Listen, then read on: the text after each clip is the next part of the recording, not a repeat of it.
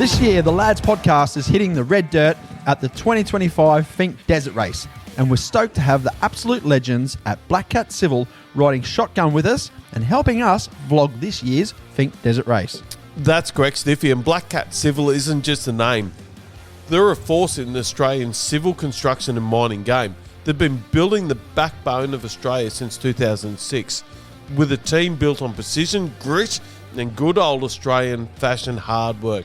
Black Cat Civil has a huge range of capabilities in major earthworks, dam constructions, and building roads that Australians drive on. That's right, and we're going to go visit Black Cat in the Northern Territory, more particular in their Alice Springs office, which is in the heart of the FINKE Desert Race. These guys get it done, and they get it done right. And now they're helping us lads bring our own brand of chaos to the desert. From the shed to the sand, we're pumped to have their support as we chase dust, danger, and a bloody good time at the FINKE. Yeah, big thanks to Jai and Brendan at Black Cat Civil. Check them out at blackcatcivil.com.au and keep your ears on the Lads podcast and your eyes on our socials as we take on the biggest off-road race in the country, the FINKE Desert Race 2025. Our vlogs are up on the Lads podcast Patreon platform, and if you like to find the link in the Instagram and Facebook site, go check them out. Woo! Yeah, let's go! Fucking let's do it. Alrighty, folks, before we dive into this episode, we've got to give a shout out to our amazing sponsor, FINKE Productions. Nothing like the sound of crisp quality. And speaking of quality, FINKE Productions deliver top-notch videography to elevate your business social media game. Absolutely. They create videos that not only look fantastic, but also drive real engagement from promos to storytelling. FINKE Productions has the magic touch. So, if you want to stand out online, hit up FINKE Productions. Trust us, you'll love it. The results just as much as I love this beer. Yeah, check them out at www.peakproductions.com.au or check out their socials and let them take your brand to the next level. I want to thank me. I want to thank me for believing in me. I want to thank me for doing all this hard work. I want to thank me for having no days off. I want to thank me for never quitting. I want to thank me for always being a giver and trying to give more than I receive. I want to thank me for trying to do more right than wrong. I want to thank me for just being me at all times. Snoop Dogg, you a bad motherfucker, cuz. G'day, ladies and gentlemen, and welcome back to another episode of the Lads podcast. Did that work, Stiffy? Yeah, it's good. You're Mate, good. I can't hear anything. Why can't I hear anything? You can't hear anything? I can Wow, hear this is anything. nothing but professional from us. As for normal, that's better. I can hear it now. So, Yeah, so can I. mate, we are actually recording from Alice Springs today, and we've got a special guest on today too. We've got Jamie Lawson on. Jamie, Yeah. this is Stiffy, Jamie. Yeah, Hey, welcome Steve. aboard, Jamie. Mate, welcome. It's good. Thank you very much for allowing us to come into your shed today, the Lads podcast. Our Lads podcast, of course, is lifestyle adventure and daily stories. And what an adventure we've been on just to get to this point, Barney. Yeah, mate. 4 days in the car Tell with our you. listeners what's happened already. Mate, 4 days in a car, 3 days with you just travelling out to Alice Springs. It's been great, hasn't it? Yeah, mate, that's hard work. Is it? Yeah, just sitting beside you for those 4 days where you, hypo and then not It's hypo good. and then eat lollies. And yeah. Well, before we get started, mate, what do we got to do? We should have a beer, eh? Yeah, hang on. Let me open that fridge. Love one too. Yeah, mate. Yeah, mate. Hang on. What have we got here? We've got a Carlton Dry, mate, low carb. Jamie's He's straight onto it, mate. straight into it. All right, I'm going to crack mine. Hang on a sec. Yeah, good cracking. Yeah. Cheers, boys. Yeah, cheers. Carlton Dry. Welcome to Alice Springs. Yeah. Thanks, mate. mate. It's actually beautiful. Like the temperature at the moment out here is absolutely stunning. Ah, it's gorgeous. It's great. Yeah, like a week ago, I was looking at the weather before we come out here. I'm like, because I've been out here 7 times now, and a couple of years it's been fucking cold, and other times it's actually quite nice during the day. It's like you're stripping off layers and you're in the fucking board shorts and just a singlet nearly. Yeah, no, it's gorgeous weather, and sort of the 350 days of the year that it's absolutely perfect. You know, there's a few rotten ones in the middle of summer, middle of winter, but usually it's like this. Yeah, absolutely great to be back out in the desert. I'm enjoying it. I get a thrill of being back in the desert. We've just set ourselves up, and we did a bit of a day yesterday out on the pre-run, out on the track really, and just did a bit of pre-running. And it just feels like yesterday I was here, like as in last year. Just it goes so quick, doesn't it? Every year just seems to just go quick. Yeah, it sure does. I mean, as you see in our yard here, you come to Alice Springs at this time of year and it's just fever pitch. And like I'm actually driving my truck as a daily because I've lent every car I've got out. We've lent out every blade of grass we've got to people, and that's what FINKE in Alice Springs is all about. It's just community, whether you're from here or from 1,000 miles away, just come into our town, enjoy it, and love what we got, and we love having people out here. 100%. It's all about helping everybody out, isn't it? Like if someone's had an unfortunate, it's about, right, how do we help? How do we get involved to get you back up and racing or competing again? Yeah. Oh, it is, mate. Like last night, I'm not competing this year, and my mate's just up the road, and we got a call last night at 7 o'clock. They sprayed their engine and doing a bit of a test yesterday. Oh. And so at 9 o'clock last night, I loaded my race truck up on the back of a truck and actually drove it up there, but don't tell anyone. Yeah. This won't get out. I loaded it up and I took it up to him and said, there you go, you got an engine. And that's what everybody does, not just me, you know. Yep. So just get them on the track, keep them on the track, and that's what FINKE's all about. Well, last year we had a bit of crazy shit going on, and we broke a bit of gear. And your next door neighbour, a couple up here, is called Rick. You know Rick? Oh, yeah, Rick Chambers. Yeah. So he helped us out last year massively. We were able to leave all of our gear here last year because we broke our trailer, and then come back later and fix it. Yeah. And I just realised he's only a couple of doors up. Yeah, that's exactly right. And, you know, you'll see all this gear here now at my place. Some of it's staying here for a month or so. Yeah. And it's probably some of it's been here for a month or so. And we don't care. It's just, you need a hand. The answer's just yes. Yeah, correct.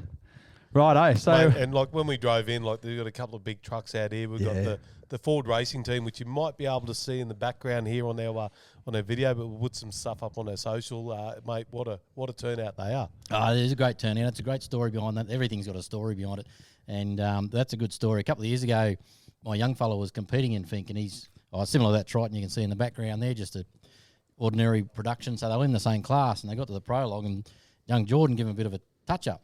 And anyway, they were like, my God, what's going on here? Like, and so they become really good friends. Yep. And mainly because I think they wanted to hobble him to make sure they didn't get beaten. but no, they just struck up a friendship. And then we found out that they were basically rolling around the grass out there working on this thing all night with an internationally professional team. Yeah. And they said, look, next year, fellas, if you're coming back, we've got a bit of concrete here you can use. And and struck up a friendship. And we feel very much part of. You can see what they're achieving. They're not just a rip tear bus, let's have a crack. They're actually here on a global scale. Yep. And so we can see what they're trying to achieve. And not that we're doing anything, but we certainly feel part of it. Oh, 100%. Yep. To open up your front door, open up your shed, open up your house, really, isn't it? You're just like, you're inviting them in just to come and get involved with the FINKE and have a good crack at it. Yeah, isn't it? Yeah, and they got the right DNA. They come in here, you know, and they throw the sticks with the dogs, and we get a beer and wander around, and they just got the right DNA, and otherwise, we wouldn't have them. Yeah, but no, it's good to see. It's bloody good great. lads. They're good lads, mate. From sort of busted ass people who come to town with nothing, which was us, right through to an international professional team. Yeah. And FINKE, and that's what I love about FINKE is that you can drive onto the start line. A couple of years ago when I was competing, Toby was competing. Yep. And I thought, how good's this? You know, and one of the reasons why I wanted to do it was because you can drive up, doesn't matter who you are. Yeah. On the same start line. So for me, it's like being on the Formula One grid. Yeah, 100%. You can be there. Yeah, and that's it, mate. When we walked in, we've sort of met everyone, and there's no egos. There's, mate, coming from an international team, like there's, just great. Yeah, it's good. I walked in here and even got a free hamburger. They're cooking up a storm. I did see that. As soon as I got out of the car, I smelt the kebabs cooking. I'm like, right, we're on here. Yeah. That's good. That's good. So you just spoke about when you're coming to Alice Springs. So let's turn the clock back a bit, I guess. And well, let's go back and sort of where I actually met Jamie was we done a Great Endeavour Rally. It was the 21st anniversary. Back you got up to Cape York, didn't you? So, Cape York. Yeah, about 2009 or something like that. Yeah, it was a long so time it was ago, about 2009. Sort of Jamie was running the Great Endeavour Rally. My father-in-law put a car into that, and what an eye opener! Like it was just 120 cars or something like that into that one, and mate, just we were driving from daylight to dark every night. Yeah, our rallies that we put together are pretty challenging. We don't do things normally, as you found out. Like there's plenty of motoring events and car rallies out there, but the ones we put together are the fair income. They're pretty hard. That's the Great Rally. The Great Endeavour. The Great Endeavour. Yeah, it was called Great Endeavour Rally back then. Yep. How did that all start? It started. Dial the clock clock back even further, back to 1988, and if you even want to go about 100 years before that. Yep. But my dad, so our family, our bloodline is just rallying, like the Australian bush and rallying. Oh, yeah, So my father, Alan, he's a bit of an ideas man, and Yep. he was not that they had professionals back in his day, but he was a professional rally driver and most important, and an organiser. So he organised major international events like the Southern Cross International Rally, the Dulux Rally, introduced a lot of big events to Australia, come through that era. And as that genre of motorsport really probably went into an extremely professional corporate world, that wasn't for him or people of that era. So he's seen a bit of an opportunity to combine everything they love. Like they love mateship, they love a spirit of adventure. Yeah. The great unknown, a little bit of competition, but that wasn't what it was all about.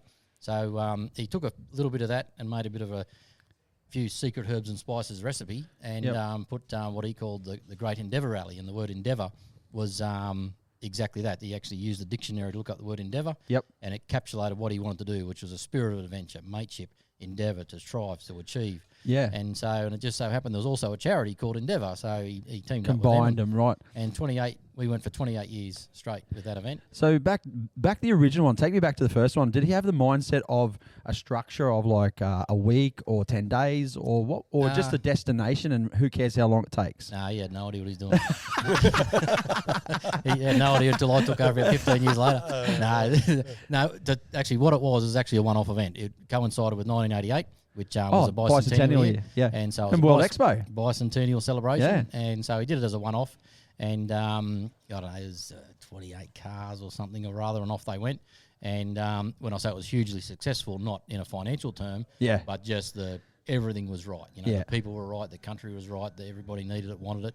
And away it went from there, and the rest is history. And it went on and on and on to the point that I became involved in 1994 because it just too much for one man. Yep. And we just continued on that culture and tradition, and it's still going today. You know, it's a changing world. We're moving into a new era now, but we've been going for whatever it is, 30 or more years, and done some incredible things. And as Barney would know, with our rallies, yes, it's a car rally. Yes, we're mucking around with cars. Yes, we're raising lots of money, but when you really come down to the DNA of it, it's what people need more now than ever. That bit like FINKE, you know, it's a mongrel, horrible world out there day to day. 100%. And to get everybody's got a story to tell. Everybody's got a bit of a struggle in their life, and you know, you can get together with 200 people that are just.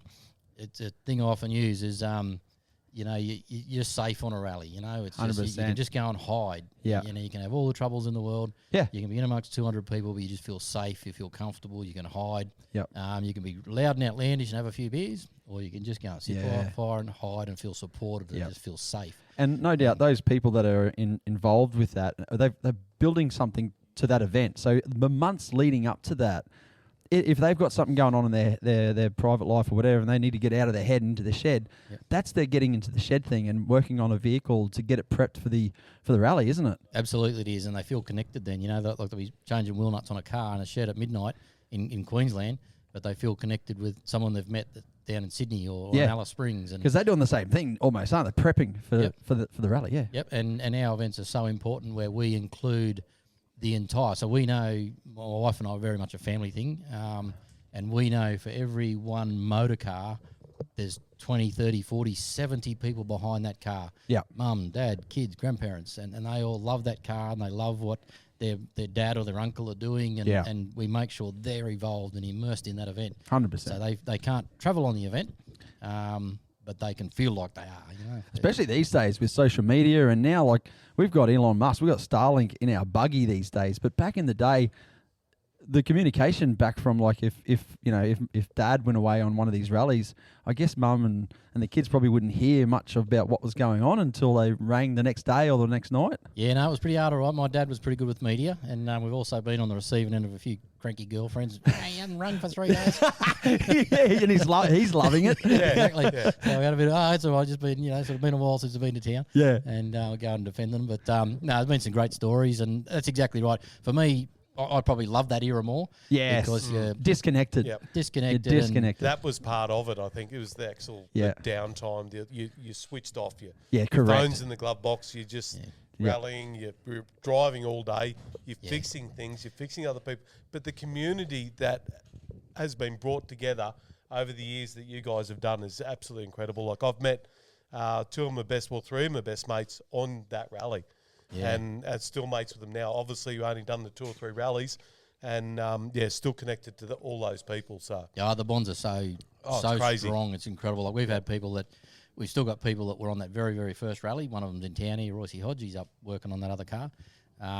So still got a lot of people who are still involved in that 1988 event. Yep. And a lot who aren't, but they're still part of our network and part of our circles and part of that community. So it is incredible. And so you don't actually have a physical rally or wheels turning for the actual byproducts and benefits to come out. Remember last year you would have spoke about your mate Phil. Last year we all had ribbons on our cars for Phil. Yep. Nice. That stuff, it just runs so deep.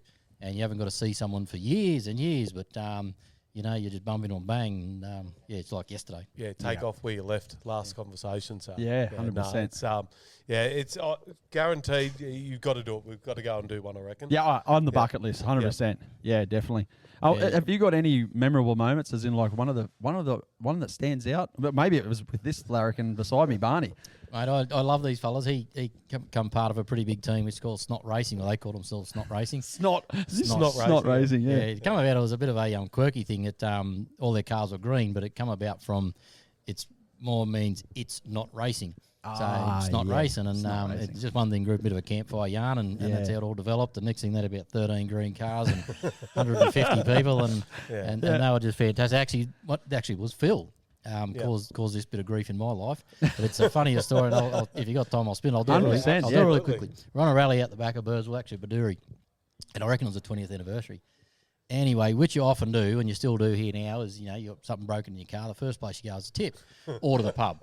So they went to the pub first. So in the pub they go, and there's a mate of mine, Robbie Dare, owned the pub, and so Robbie chasing this Commodore a bit, and he said, no worries, there's one out the tip. Go out there. He said, oh, beauty. So out the tip they go. Yep. They get there and they thought, Jesus, that's actually a pretty good car. And so anyway, they thought, well, they got the bit they need, this strut. And I thought, well, we might need that too. Yep. So they got that just in case. And anyway, in the end, they just about stripped the whole car. And away they went. Well, it was at the tip. A couple of weeks later, I'm at home. I get this phone call from this bloke I knew, luckily, off this station. He goes, mate, I had this Commodore I left in town. It come out on a truck. And then that's me dog, Tommy, going to rip everything out. And I got it for my kids and I went in to get it. I got nothing left of it. They didn't go into the tip. They picked this car that was just outside the tip. And it was a complete car. So anyway, I had to ring Phil. I had to ring Phil and go, look, there's been a little bit of a misjudgment here. Anyway, so I got Phil to package everything up, bring it to me. And then I was actually travelling out to Alice Springs and I said, if you can get it to me, I'll go and drop it off. So we got all these bits together and we brought them out to Baduri and dropped them off to Woody. And that was a hilarious story. My God, you ripped parts off the wrong car. But they were good parts, though. Yeah, that was just the spirit of adventure, and everybody knew and understood. And that was a bit of a good yarn, but there's 60 million of them. There would be. You would have so many yarns. Yeah, there would be. That's the thing is like the spirit of teams and stuff like that.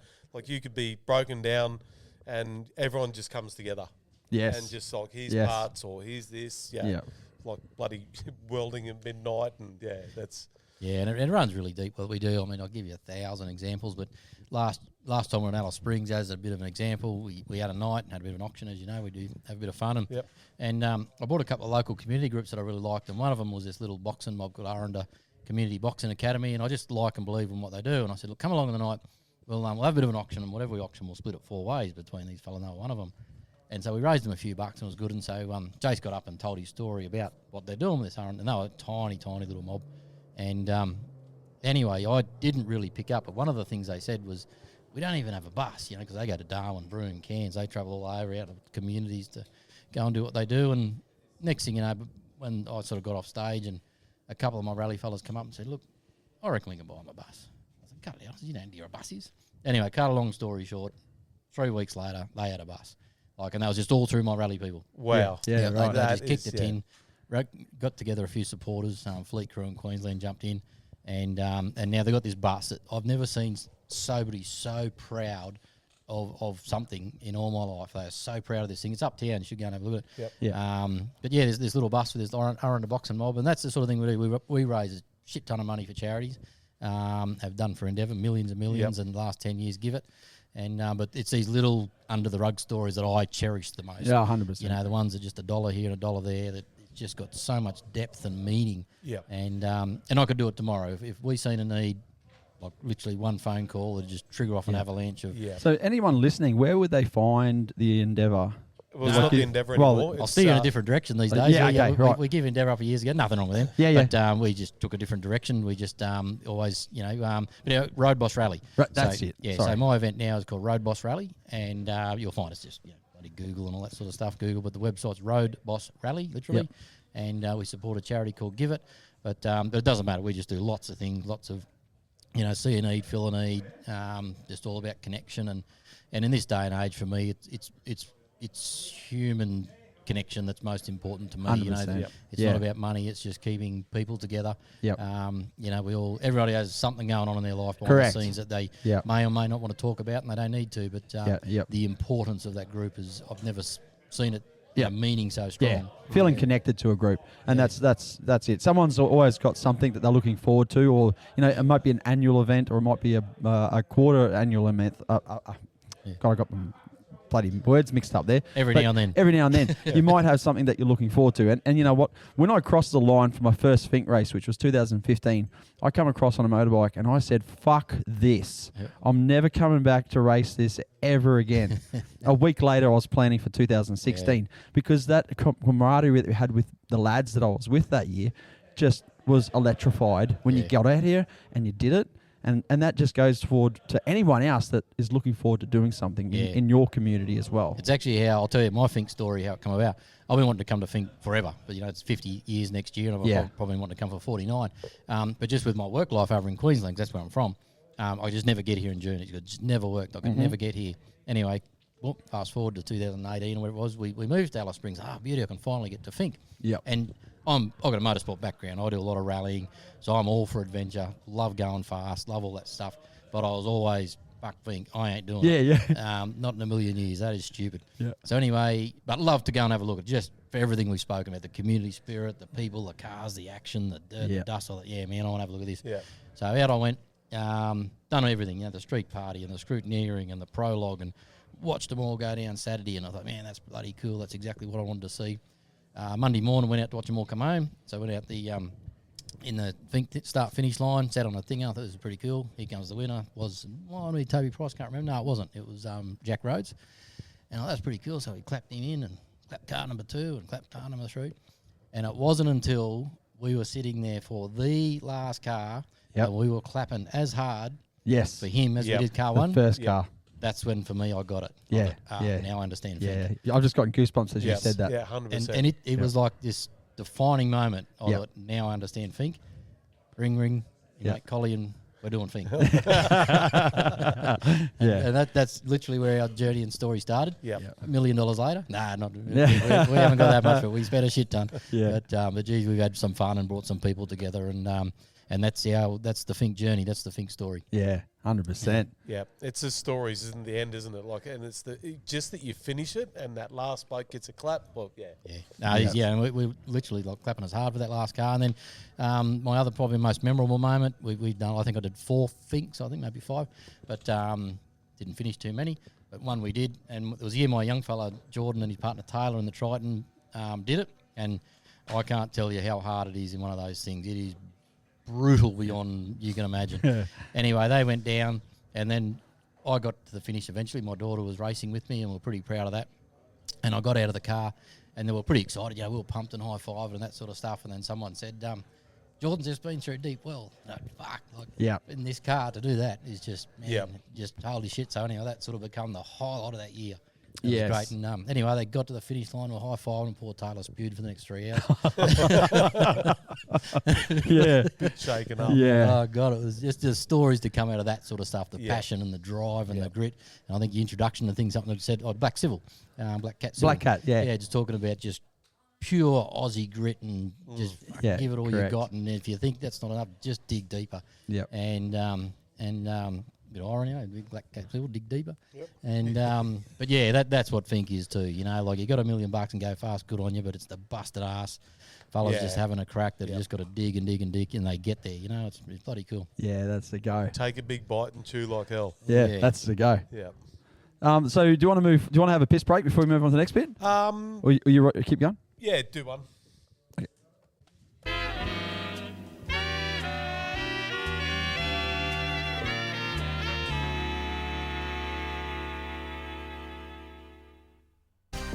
Today's episode is also brought to you by TC Coolers. If you're looking for something unique, some custom gear to make your business stand out or your man cave even better, then TC Coolers has you covered. TC specialises in custom stubby coolers, air fresheners, drink coasters, trucker hats, and much, much more. And if you've got an idea, Thomas will make it happen. From design to delivery, he will ensure pickup is quick with top-notch quality. Whether it's for your business branding, party favours, or just to add a personal touch to your space, then they can do it all. Visit TC Coolers on Facebook today and let's bring your vision to life. That's a bit better. It is, mate. Yeah, well done. Thanks for that.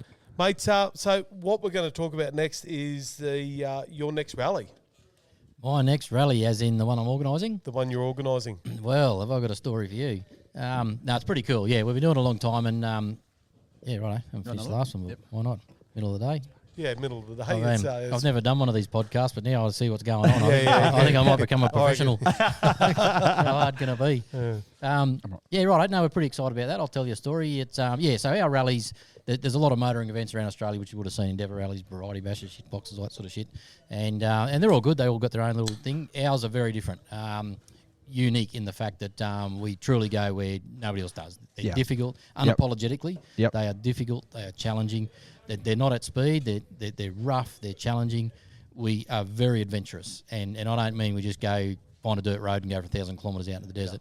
We use that road to get to the start line. Yeah, right. And then we go bush. And so consequently over the years, like we use a lot of private property, so it's an enormously difficult event to organise. Because it's extremely tedious. We use a lot of private property, a lot of Aboriginal country, a lot of, national parks, state forest, and to pull all that together, from permit, permission, wise is just, it's, it's very complicated. Yeah. And, but that's what we love because, same we often use, anyone can do easy. So anyone can open a map and find a road and blast across the country. But that's not hard enough for me. Yeah. I actually said to someone the other day wow. When I go bush, where people start to turn around because they get scared. Yeah. Well, that's where my heart starts beating, and that's where the adventure starts. That's where we begin. Yeah. And it's good, but not on a foolish, reckless level. On a highly professional, we know exactly what the limits are. Mm-hmm. Sometimes we might put them over them, but that's where we all come together. Quite a few years ago, I started organising these events with my dad. As I said, he started in 88. Yeah. 94, I started working. We've been involved in cars and rallies all our lives. So we didn't just wake up one morning and go, that sounds like a good idea. It evolved. Yeah. And so anyway, away we went in 94, 95. And my dad done some pretty cool things. He was the first to take a two-wheel drive motoring event to the tip of Cape York at the time, so 95. Yep. So we do some things. And then in 2003... I had a good friend in Birdsville, Don Rowlands. He's a mate of mine. He knew what I was all about. He sort of knew how I like to sort of push the boundaries and a little bit different from the norm and a little bit different. And he said, why don't you take him across the Simpson Desert? And I thought, I don't think you can do that. It's a bit too hard. And he said, no, I reckon you can do it. And it wasn't so much you can do it logistically. You can do it literally. You and your people can do it. No, you can't get in the car and drive across the Simpson Desert. I said, motor, I'm talking a Commodore. Like not a 200 series, I'm talking a Commodore. Yeah. And anyway, so I said, righto. So he encouraged me to push the boundaries. And so, righto, so I looked at it. I said, I'll go and have a look at it. And I did. And I thought, well, if I can pull this off, this is what I'm going to need. And so it took us 3 years to plan it. And wow. We literally built little four-wheel drive trucks and we hooked them together so we could pull them over sand hills and the logistics were incredible. We fed them, we watered them. We took 30, 40 entrant cars, like motor cars, like XD Falcons, VB Commodores, HQ Holdens, and but we pulled the event together. You just didn't pay your money and go. You entered that event as part of a team, and we worked together and we pulled it off. And then I thought, okay, now I found the limit. we've actually probably just found the bottom rung. Yep. And from then we just sort of went on to not so much where else can we go. It just opened up this world of possibilities. Because most events, logistics are difficult. So you have a lot of limitations where you can go because you need food, you need water, you need fuel. Spare parts. And exactly right. And so sometimes, the end of the bitumen's the limit or a town's the limit. So we can actually link things together. So it might mean something to some of you, to your listeners. I took an event across the Anbadell Highway, which is Cooper Pedy to Laverton. 1,300 kilometres apart from the old Coolka Roadhouse in the middle. So 1,300 kilometres of a two-wheel track, nothing. And so that's okay if you go prepared in a four-wheel drive with a camper and water tanks and that sort of stuff. But you take a group of 40 motor cars and do it sensibly. Like, that's the thing. Like, anybody can kind of do it, rip, tear, bust. Let's go, boys. But to do it safely, sensibly, it's just an incredible. And we have a lot of pride in that. We've absolutely been across the Simpson Desert. Across the Anbadell Highway. We've been up about 650 kilometres northwest of Alice Springs here and down through the Sandy Blight. This one we're about to organise now, which we'll talk about, goes Alice Springs to Alice Springs via the West Coast and Kimberley. So that's, pretty much everybody's been there, or a lot of people have, and that's easy to do. My number one rule is I don't go places that's easy to get to. So I don't take people to places like Ayers Rock and things like that. Anyway, you don't need me to take you to Ayers Rock or Cooper Pedy. Like, anybody can go there. You need me to take you places you would not go on your own, as in it's sort of potentially too dangerous. Or logistics are hard. You can't get permission. So I like things that are complicated, difficult, and stupid. Me, I'm my own worst enemy. But so we stretch out. So we're going right out. We use the Great Central Road to sort of get to where we're going, and then we really go northwest up through some really lonely desert country, just good sandy spin effects, beautiful desert country, just two-wheel sandy tracks. And we hop, skip, jump it right across to, and we actually pop out at 80 Mile Beach. Which is spectacular, and then Broome, and we sort of do the 3 nights there, so that's a cool touristy thing. And then we go get buried in the bush again and sort of come out at Kununurra and then come back down through the Tanami Desert. So a hell of an adventure for anybody travelling over here and doing it. So and how many days? That one's the super, so that's the longer one. So that's how many days? 14 days out of Alice. And given that most of our entrants will come from the East Coast, so they've got to travel here, do 14 days on the event, about 8,000 k's out of here, and then travel home again. And when I say self-sufficient, we are going to towns, but there's nights. So when we leave here in Alice Springs, for example, the next, well, it's not civilization. The next thing to actually get running water is Carnegie Station. So it's self-sufficient between here and Carnegie. So their own food, their own water. They can pack a couple of beers so they can fit them in. And then we get to Carnegie, and then Meekatharra is the actual next town when we leave Alice Springs. So pretty cool. So we're not travelling with big elaborate motorhomes and solar panels and all that crap. We're actually just and when's that event? When's this one actually happening? In July. Second, isn't it? In July. So that's what are you now? We're in June, aren't we? So this is only like a month away? It is. 4 weeks. Wow. Only a month away. I'm shitting myself. You shit yourself. As in, I got a fair bit to do. I did hear a story that there was a few tyres blowing on one of the tracks that they were pre-running. I've just got friends out here now. Just went and done a bit of a course check for me and tidy up a few loose ends, and I think they come back about 16 flat tyres. Holy dooly! So they've been busy. Are they? What are they getting punctures on? Just like not the spin, like the those thorny things. Yeah, it'd be rocks mostly. It would be just rocks and sharp edges and things. And that the car they got's actually quite heavy. So in their tyres defence. But so how does someone prepare for that? Like if they're coming out with a Commodore. Yep. We got a rule of thumb, like our guys, we're very experienced, and so we can pass on a lot of knowledge. Yes. And we do, and that's part of what we love the most, because you can share that knowledge and put it into practice. So, you don't just rock up to one of my events in a shit box and go, let's go. Yeah, like that's correct. It just causes... You've got to have the 6 Ps in place, don't you, Barney? Mate, the prior planning prevents poor performance. Gotcha. So we love it. And we did there was quite a lot of the shakedown rallies we done before that, and it was good because first thing we had a roof rack. We had so much fucking shit up in this roof rack, and a couple of blokes went, mate, you're going to have to fucking lose that. So we lost that, and we put a bit of hide on it, put a big aluminium bash plate underneath it, and lifted it up 2 inches, and we were still some of those.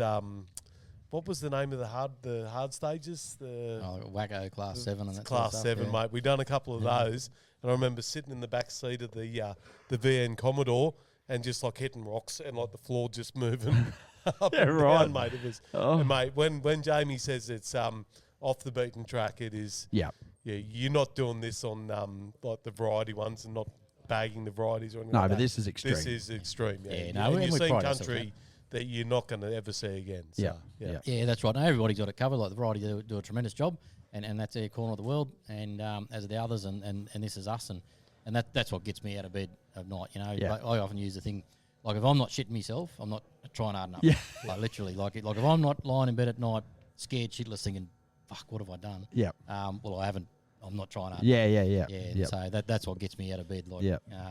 And it's good. And so I've taken people like Barney to places they would never have dreamed of. And that, Yep. that fuels me, not from an ego point of view, just from pride, thinking, well, because I don't think about what I'm doing. I'm just doing it because I like it. I want to be out there. I love that country and I love interacting with people and I love exploring and I love that adventure. And so I do it out of curiosity. And then I think, geez, I can take these people here and then they can share in that drive. Yep. And when I can see the wide eyes on them in the heat of the moment, they're just going, "What the fuck? You bring us here?" Yeah, for? what? Like, Why?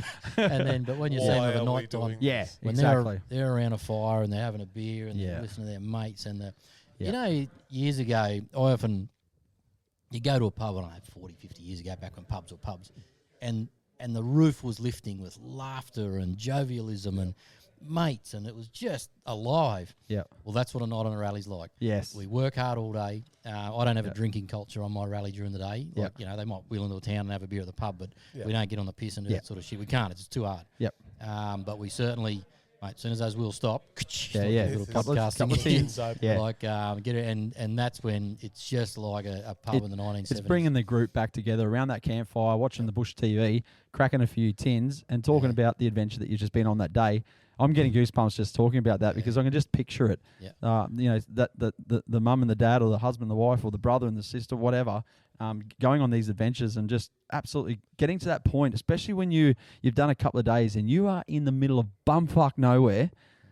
There's nothing around except for the stars in the sky at that night time, and just having a good old yarn is just that's the moment where you just go, this is it. It was definitely a bucket list, and I'm glad I got the ticket pretty early in my life. So I'll definitely do another one. So good on you, and that we love them. We're very proud of is the demographic of people. You know, we sort of don't have children because it just doesn't suit. But anywhere, you know, if they've got good parents, about that sort of 14, 15-year-old, is nice to come in and start spinning some yarns and learning a bit about life. Yep. If they've got an open mind and good parents. But then anywhere through to, I think my dad done his last rally. He's 82, I reckon. And the bit we love the most is, you know, this shed could be full of 200 of our people, from 14-year-olds to 82-year-olds, men and women, from every walk of life, to billionaires to busted ass people, and you couldn't pick them from a soul. They're all mates and friends and help each other, and the care and the generosity and that's compassion. So good. It is. It's something we're terribly proud of. We're going in a bit of a new era where I'm probably not going to organise big events anymore because it's just complicated out there. It's a different world. But that unification, that community, that group is they're bonded for life. Yeah. You know, so it's not going nowhere. Yeah. So have you got a sweet spot of like amount of vehicles that you would like to see in a tour? Like, as in, is 80 too much and 10's not enough? Like, is there a sweet spot that you'd like to? Oh, there is if you're trying to make it work. Another one that we do with our rallies we're very proud of is we don't touch the charity money. So you hear a lot of events spruik big bucks, you know, $1 million a year and 30 million there and that sort of stuff, and bloody good on them. But there's a little bit of smoke and mirrors there too. Yeah, you of course. We're very particular where we have an entry fee. That puts the event on. That's the nuts and bolts. That's the technical side of it. That's win, lose or draw. That's the event. And over here we have a charity bucket. Nobody touches that but the charity. And that gets pretty full pretty quick. So we normally raise about at least 250 grand a year that we hand over to our charity. In the last 10 years it's been given. Plus little side hustles like the boxing mob was talking about. Yeah. And so it's pretty hard to actually make an event work. Another thing we're proud of, we don't ask for government handouts. We don't rely on big sponsorship. We just put it on. We're just humble little fellas. Yep. And but we're also very proud of that. Our events stand on their own 2 feet. And so the entrance, pay an entry fee, that puts the event on.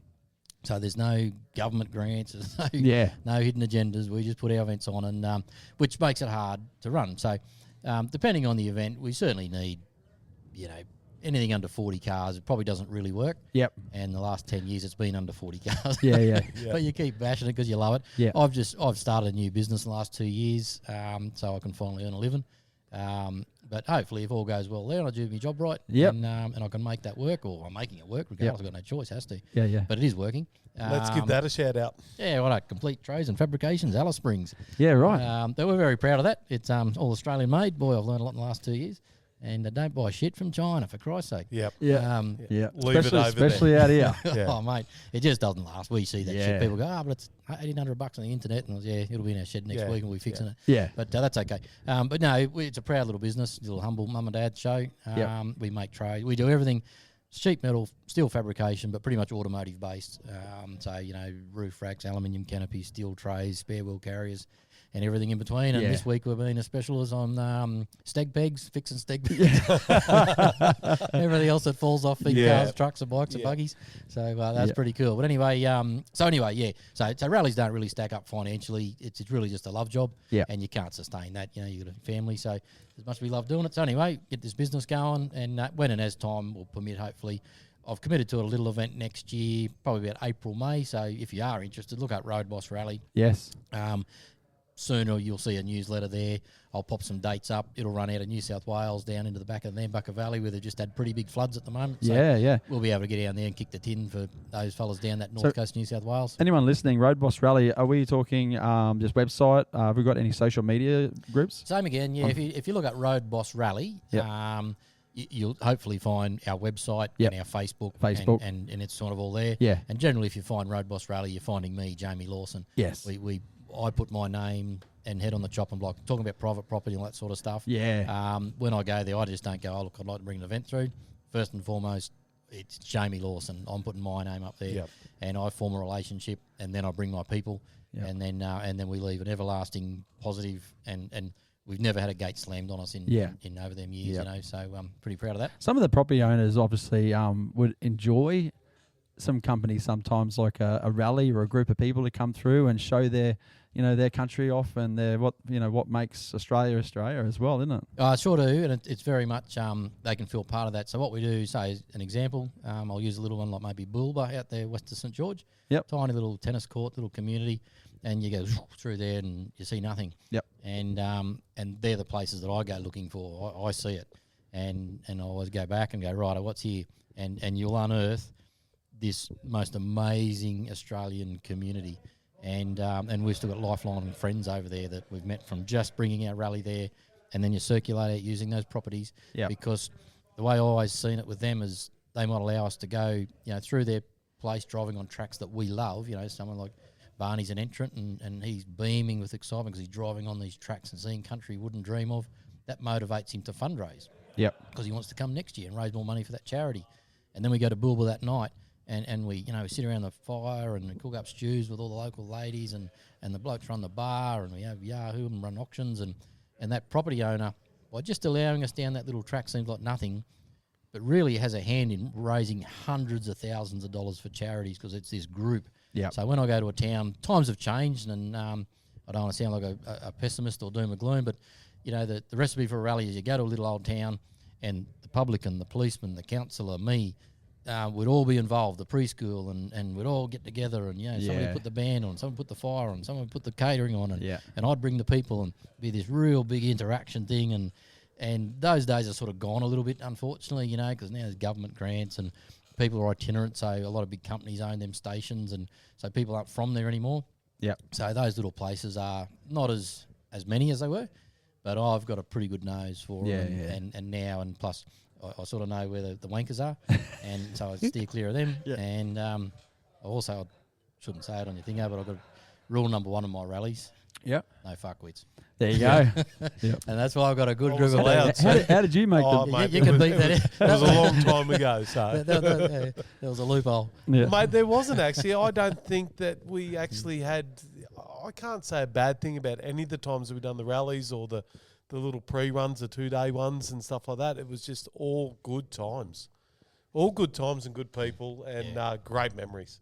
Sure was. No, we're very proud of it, and the people on the events are very proud of it. And I'm just one little bloke, and I do my part. But when you get on a rally, and particularly my rally, or definitely my rally, it doesn't matter. I don't care who you are. Everyone's equal. Yeah, I don't care whether they call me the road boss. I organise it, and I get up on stage and Yahoo around, have a bit of fun, and sure, I bring the mob together. but it's no different from an entrant to a sweep car to an official to the mayor from the town who might be joining us. That's good. Everyone's equal. I don't care who you are. And so we've had a few over the years, come in with their chest out trying to wave $1 million. Not interested. Yeah. And so they either, when I say conform, not from an iron-fisted point of view, they just go, these blokes, I see what it's all about, and they just get in there with the rest of us and get down and get dirty. Yeah. Or they go back to where they come from. Yeah, leave your ego at home and just come along and enjoy it. And you're going to be fixing cars of night time, and there's. Yeah, we'll have to bring these Ford fellas with us, I reckon, next year. Yeah. They've got some gear. Absolutely, mate. Yeah, they're what a I think there's a team meeting going on over there at the moment. I think there is. They haven't got any beer like you fellas. No. There's a bit going on. Yeah. So no doubt you'd be hearing, like we just heard, anyone listening, you heard some rattle guns and some stuff going on in the background, this audio. But it'd be like at night time when you finish the day, the old grinder or the old welder might come out every now and then? Very much so, and everybody works together and pools their resources. The pool of knowledge is incredible. And everybody's got something, so it doesn't matter what the car is. If it's broken down, it's got to be fixed before the whole event can move on. Correct. So, and that's all part of the stories. No man gets left behind. No one gets left behind.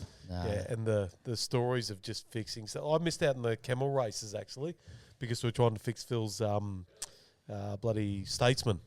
So we spent the whole day fixing these new struts and stealing all those parts. Yeah, I was part of that. Mate, they were good parts too. I was going, who'd leave this car here? Yeah. Still had the Rego sticker on it. I'm surprised you didn't put it up on Gumtree.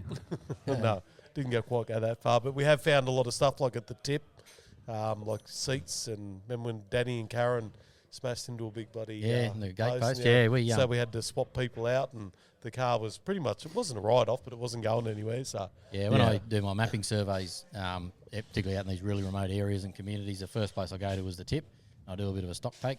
And to make sure they keep our cars going. A couple of years ago we come up through Apachula. Where you fellas are going? The FINKE Desert Race. Yeah. I had a rally coming up from the south and come up through some pretty rugged country, and there was a BA Falcon broke a front strut or whatever the parts are in the front, and he was there actually nearly right at the dead centre of Australia, and the car was going nowhere. I said, I reckon there's one of them up here at the FINKE tip. So I jump in my car, I flew up there, 40 Ks, and here's a BA Falcon upside down with the part just sticking up in the air. Oh, no way. Didn't even have to get his knees dirty. That's unreal, eh? And so we do, communities are very important. It's one of the reasons we keep our cars fairly open, because you need cars that you can repair and get bits for. Yeah. So, it's good. So, wouldn't mind giving Alice Springs a plug too on your show if I could. Go for it. Absolutely. Bloody poor old Alice Springs cops a bit of a flogging, and it's a number one question. When we go home and go places, and everybody asks, and hope I'm not out of line by chucking this in here, but we love it. We come out here 7 years ago. My wife and I literally with a swag and an angle fridge, and our plan was to come out for 2 years. I was going to finish organising a rally, and my wife's a teacher, just something a bit different. And anyway, 7 years later, got a business, bought this place. All our kids live here. They're having kids. We've got grandkids here, and we love the place. It's a world of opportunity. Obviously, everything everybody sees is not nice, and unfortunately, I'm going to say what you're seeing is very real. Yeah. And to the point that you're probably only seeing the G-rated version. So there's some pretty ugly stuff goes on under the cover of darkness, and that's a national issue. Yeah. That absolutely needs to be dealt with. Yep. But people from Alice Springs are so passionate and compassionate. They aren't going to abandon this place, and it's just the most beautiful place in the world to live. 100%. Scenically, geographically, but certainly from a community point of view, we feel very safe here. We love living here. Yep. You do have to be aware and be sensible, and there's a lot of rotten crime goes on, and the stuff we hate the most is the rotten, senseless shit. They're just throwing rocks and the pointless stuff. Yeah, and it's so sad because it's your money, your listeners' money. So, but don't write Alice Springs off. Dig a bit deeper. Come and learn. And mate, you can see what I got here. Come and stay at my place. Yep. And that's not just trying to be an unbiased plug. Don't miss out on Alice Springs is maybe what I'm trying to say, because it's easy to write off and not come here, and I can understand why. Yep. So there is a lot of shit going on, and but it's not unnavigable. Yep. And you can come here and just have the time of your life. We have friends come here, and they stay at our place, and they don't leave. Yeah. They fall in love with it. Yeah. So don't write it off. No, absolutely. I'm going to give Alice Springs a shout out, because this is my 7th. Actually, I've been here more, but this is my 7th FINKE Desert Race. That every time I've come out here, I've had no issues at all. And the community is lovely. We've had some problems, as in our own problems with breakages and whatnot. And every time we've been able to find a solution, and we've got issues this trip again, but we've found solutions because the community is just ready to help. Yeah. It's not, no, we don't have that or we can't get that. It's just like, okay, if we don't have it, but someone else might have it, Right. and that's a solution to it. But, anyone traveling throughout the country, it doesn't matter if it's Alice Springs or it's Brisbane or it's Perth. There's problems everywhere. There's problems everywhere. So Alice Springs is beautiful. Every time I drive in, the McDonald Ranges just gives me that chill. The gap that you go through into the centre of town, just go, right, this is an amazing country. It's beautiful. So shout out to Alice Springs. I absolutely love it as well. Good on you, boys, and thanks for doing that. It allows me to do that because we all work hard here. We're all tremendously proud of what we got, and not that we sort of want people to come out here in their thousands, but we do love to share it. Absolutely. And it should be shared. And the good, there's a good community. Yes. It really is a good community. The trouble we've seen, I'm going to take a guess at 4%. Of our community, and they're rotten. Don't worry about that. Yeah, that's the freaking mess you see. They're pretty bloody rotten, and it's bad stuff. And the government need to get some balls and some iron fists and come and sort this shit out. But the people here they're soft, they're compassionate, and they love, and we're all united. And I wouldn't live anywhere else in the world. I try to. We go away, we go on holidays, and you think, shit, should we actually be living here? Because you get caught up in it. It plays with your mind a bit sometimes. Yep. And you go away and look back and.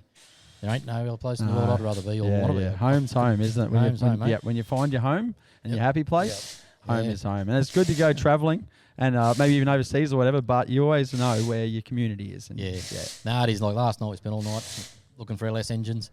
Back on the phone again this morning and up down. And no, it's cool. Oh, thanks for inviting me. I've heard these podcasts, but I've never really sort of done one. So. Yeah, it's been good. It's and the reason why Stiffy and I actually started the podcast is we wanted to start like more YouTube videos and like just get out there on the bikes and ride around and sort of make content for that. And the podcasting come up and it's sort of a means to get to it. This is our second vlog that we've done. So one was a golf day. And we've fortunate enough to be in touch with Peak Productions who's come out to film this and hopefully this is something that we'll definitely keep on doing. And you know what? It's also, we're vlogging it, but it's also a promotion for Alice Springs and a promotion for FINKE Desert Race as well. So, this is going to be what Noah's capturing. We've got things like the Alice Springs sign coming into town and some of the community stuff as well. So, we want to promote Alice Springs with this vlog and with obviously the podcast that we're talking about as well. Yeah, good on you. We've got FINKE Desert Race 50 years next year. Can be absolutely huge. So I was here for the 40th. And that was huge. Yeah, that's cool. Masters Games, COVID sort of buggered it for a little while. Yep. It was back last year. Next year in 26, I believe Masters Games is back. Oh, so nice. Massive events out here. Yeah, that's the go. Now, before we go, though, we've had a bit of a look around your shed and that, mate. You've got a lot of toys and stuff here. So one of the guest questions that we've got is, okay, you've got to take one thing out of this shed. So, okay, what is it that you're going to take? Oh, mate, Look, you can't get away from family stuff, so let's leave that alone because, nothing compares when it comes to family. We're going to take all the family. That's right. Packed. So we'll leave family sentimental shit out of the way. Yeah, if Cyclone Tracy that hit Darwin many, many years ago and you're like, holy fuck, there's something coming I need to get, and you can only carry one thing out of this shed. He's sitting around, he's scanning around, he's you're like, that's my favourite, that's my favourite. There's probably 10 things or 20 things or 50 things, but... what I'm going to do, I reckon I'll stick with my Engel fridge. I think I'm going to because obviously it's multifunctional. She's a beauty, isn't it?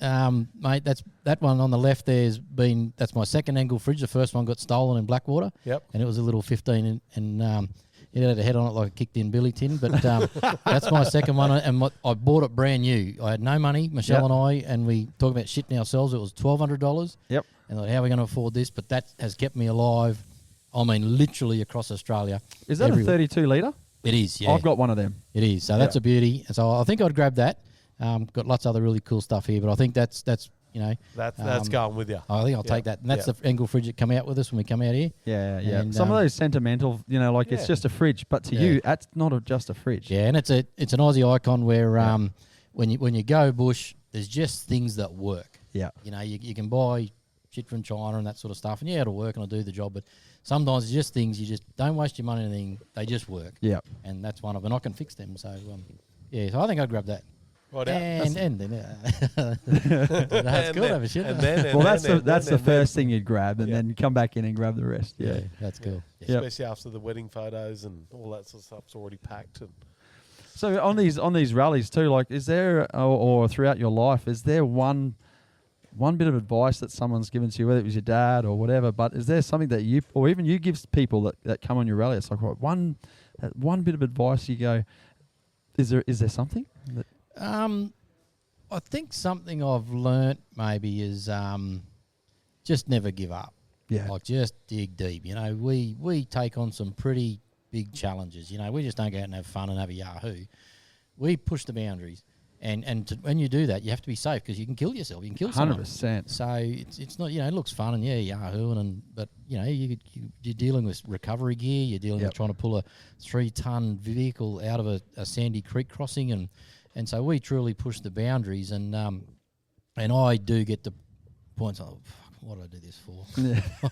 What did I do this for? But then I look around me and the people that I can trust, and they've got my back 100%. Yeah. And that's when I feel good. Yeah. And then I think, okay, I can dig a little bit deeper because these fellas will just jump straight in there with me. Yeah. Which is pretty cool. That's the quality of the people. So I think just never give up. Never give up. Don't give up. And I'm a passionate, patriotic Australian, and I can see that culture disappearing from Australia. You know, those bush halls and go in fighting for Australia. Like, we need to unite and fight Australia. I do a lot of stuff with Aboriginal people, and like I said, the rotten ones are talking about 4%. Yeah. You know, bloody get together with put good people with good people and just get rid of the rubbish and dig deep for Australia, and don't lose that fucking have a crack, mate.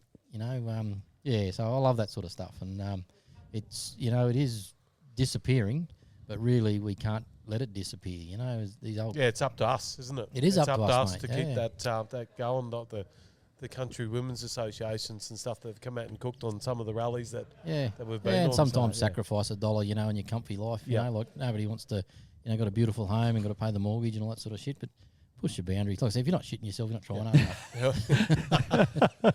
There you go, boys. So that's going to be the saying for the week, mate. So if you don't shit yourself on the way out there and back. So talk about FINKE. How many FINKE races have you been a part of? Has it all been involved or actually done? Okay, so year number 1 we come and watched, and that's when I sort of, you know, that I've got to have a crack at this. Yeah. And then so the next year, so I think it's either 4, maybe 5. Yeah. Definitely done 4. Yeah. And it was good, and I don't know how you've done it, so it is extremely difficult to explain. Yeah. Because everyone is a bit different, but I loved it. I mean, I just love.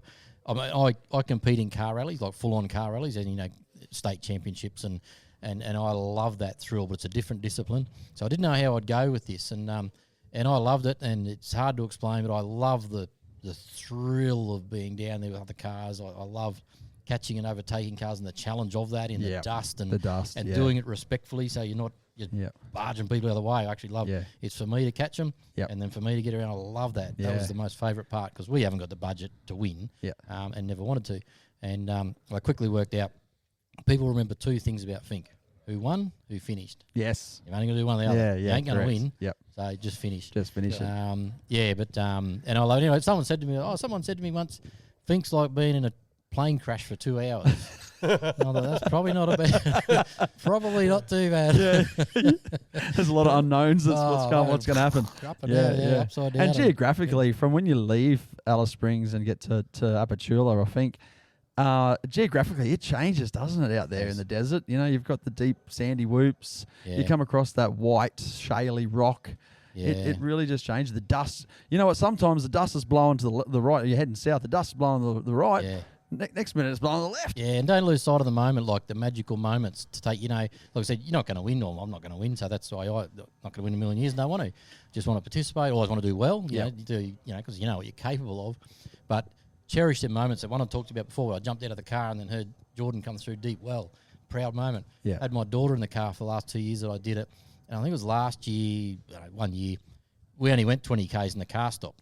Oh, no, shit, I had to get out and fix that. Got going again. Car stopped again. I said, right, sorry. And that's, we'd worked for 12 months in here and bloody half an hour down the road and spent all that money. Sorry, it's out. And anyway, I fiddled around and wiggled some wires and boom, away. Fuck, I said, I don't know what I did, but get in. Get in and go. And so in we get and away we're going. So basically last car, and we're flying down. Wasn't a speck of dust. Starting to rain, and I just thought, how good is this? I've got the track to myself. My daughter in the car. Yeah. Look at that country, and just we're in a race, but mate, that was just heaven. Yeah. That's winning, isn't it? That was winning. That's winning at life. It's making memories, isn't it? Yeah. Down we went, and anyway, got down near Fink, and the steering bolt broke. I got up on top of the sand hill. I knew what had happened. I thought, shit. Anyway, through it. Boys come from everywhere. Yeah. I can stay in there, and I can just limped it into Fink, got into Fink. So we finished. We crossed the finish line and got it going. And back the next morning. Thanks, boys. You know, that's Fink. Yeah. You know, it was just magical. So take them little moments. Don't look at the stress about the big picture because you're not going to win. Yeah. So just take them little things that you're just going to cherish for the rest of your life. Yeah, that's great. Yeah. That's good. Absolutely. 100%. And that's what we're going to do, so. Well, yeah, we're going to give it a red hot crack. Yeah. So yeah, we're back out to do it again. So it's good. But yeah, these the Ford blokes, they've been good for you. Mate, love having them here. Love being part of that. Like I said, we don't lift a spanner. We don't do a thing apart from give them a bit of space. And but definitely proud to be part of it. We can see what they're doing. It's an international effort. You know, it's Ford Australia Drive It, so it's the Ford Ranger Raptor. Not none to me. Don't have to give them a plug, but I can certainly see what they're doing because we've been involved in motorsport all our life. So you can see clowns and you can see cashed up bogans, and you can see people actually taking it seriously and taking it seriously. Passionately. Yep, and these guys have been fantastic. We've got a shed full of Americans who do sort of the technical fabrication, mechanical side of the car. Ford obviously have their program of, and then another mob, not sure what their name is, sorry, but so there's a few people involved, and they are seriously professional, but the loveliest blokes to have in your shed. You know, they're just shed people, having a ball with them. We just sort of give them some room and away they go, and we barrack for them all the way. I don't really care about Fords or Holdens, that sort of stuff. I just love people having a crack. But right around these fellas. I'd love to see another 10 manufacturers come out here and do this because it's a production class. Yep. I can see a direct link from that car to the Rangers people buy. Yep. 100%. And I know, I won't talk about it because it might be some secret thing, but I know there's some things they're trying on that car this year that if it works, it'll probably end up on every Raptor in the world. Yeah. My guess is it'll probably fail. I could have come up with a better idea that cost them 50 cents. I shouldn't say that. Good on, but you love to see that development. Yeah? And that's, you got to try and fail. The only way you know is that's if you what racing's all about, isn't it? Yep. Like it's about developing a car. Yep. It is, and so at the moment, Ford, Chevy come last year. These fellas give them a bit of a touch-up and couldn't come this year, I think, just some technical reason. I believe they're coming next year, and I hope they do because they're pushing each other and that's how development happens. 100%. And I truly, truly hope they do, and Mitsubishi, I really do. It's good for Fink, it's good for the town, it's good for the world. Yep. So I love to see it. And so that's our little part, is we can support these guys, make their life easier, means everybody wants to come back next year, and everyone's a winner. Exactly. Well, I'll be definitely catching up with you again next year. I haven't seen the race yet, but I'm already hooked. Yeah. I'm going to be back next year. A big part of the race is not only the race, it's when everyone's finished and when everything's packed up. That Monday night, we go and celebrate, don't we? We go to the Lassiter's Casino and we have a trophy presentation, and we're all back together because we're only together on that Friday night of scrutineering. But then everyone has a story and everyone has a challenge and everyone has adapted and overcome to whatever their problems were. And that Monday night over at the casino where we're all back together and having a beer and having a laugh, that's another moment where you just go and talk to everybody again, isn't it? Yeah, it's incredible. The stories are just, and they're unfolding now. I mean, you can just feel this flywheel just starting to crank up and crank up, and it gets faster and faster and faster and faster until it's 100 miles an hour, all the way down to Fink. And and then all of a sudden, boom! It's bloody Monday night, and everyone's back at the casino, and it's good. And it's an amazing event. It's I don't know. Yep. It's bizarre, and it's an incredible event. It's incredibly talking about Australian spirit and culture. Australia can't let this go. It's That's the right. Mount Panorama of motorsport Exactly now. right. The corporates and everything sort of, I would say, ruin Mount Panorama, but this is a good place. Come down here, be safe. Go down the bush, go down the desert, have a yahoo, have fun. And I call it. I said to someone one day, don't know how to explain Fink, but it's a bit like you got this international scale, global event and image, and she's redneck all the way to Fink and back. Yeah. That's right. We probably should give the sponsors a shout out too, like the Tats organisation. They sponsor the FINKE Desert Race, and they have done for many years as well. So all I can say from the Lads podcast is thank you for being a massive part of it and continually to do that. I guess all the FINKE organisation as well is something massive behind the scenes Yeah. that organise this race every year. So I guess from the Lads podcast, we want to say thank you as well for keeping this thing running and continuing into the future. Mate, it is, and it's a community effort, and in a world of naysayers and people do give up and throw the towel in easy, Alice Springs people are so passionate and protective, and, just from, taking bikes and buggies to school, the station owners down the track, like even though the corridor, the actual physical corridor itself, but the crap they put up with all year round with pre-runners and campers, and, 90% of people are really good. But you'd also get people who don't know how to conduct themselves in the bush and leave shit out there and do stupid things. And so a lot of people put up with a lot of crap, but through community effort and coordination, everybody, just bands together from, sponsors like Tats and all the local businesses that just, without question, just chip in year after year. And it's amazing. A couple of years ago when really had to quadruple the volunteer official presence, which nearly stopped the event. Like nearly stopped its event. The call out just went out, come on, and we can't let this happen. And so we sort of, from just observation, I think the event hit the bottom of the barrel in terms of numbers, because just things happen overnight with Motorsports Australia restrictions and licenses and those all dumb shit.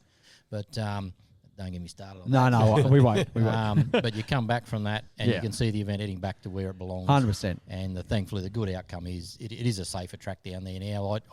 A couple of events I did was sort of before there was too many rules put in place, and giving people a high five as you're going down the track. But thankfully they are back from the track now. So if you are down the track, get back from the track. 100%. That 30 metre Stay rule. 30 metres away. Yeah. I've been down there many times, and they're right on the side of the track. When I was on the bikes back in the day, and it was exciting to see that. But safety comes first. Yeah, no, and that'll protect our event. That'll allow. Correct. The Northern Territory cannot afford to lose this event. This is No Alice ways. Springs, Australia Jewel Crown. can't afford to lose this race. Not only Alice Springs, but it's iconic, and the people that live in Australia, and or even international, like the Ford Raptor team over here with the Americans coming over. If this race doesn't exist or it's not there anymore, there's a massive hole. Yeah, no, it's got a global audience, so people all around the world will be watching this event. Correct. And we're tremendously proud of it. And good on Alice Springs, good on you fellas thank you for highlighting it. Oh, 100%. And we will keep highlighting it whilst we're here as well. So looking forward to doing a bit more with the FINKE race this year. Come on the Road Boss Rally next year. There's a little one May, April. Yep. Do one of your... So let's give Road Boss Rally another shout out just while we're at the end of it. So give us a shout out. Yeah, right, mate. No, it's called Road Boss Rally, which is a bit of an odd name. It's a long story, but Road Boss Rally, and you'll find us on websites and social media, that sort of stuff. You'll find me, Jamie Lawson, the main driver behind it. We've tied up with a charity called Give It, and they're very prominent at the moment. In those Western Queensland floods and what's happening down northern New South Wales, that's when they really step in.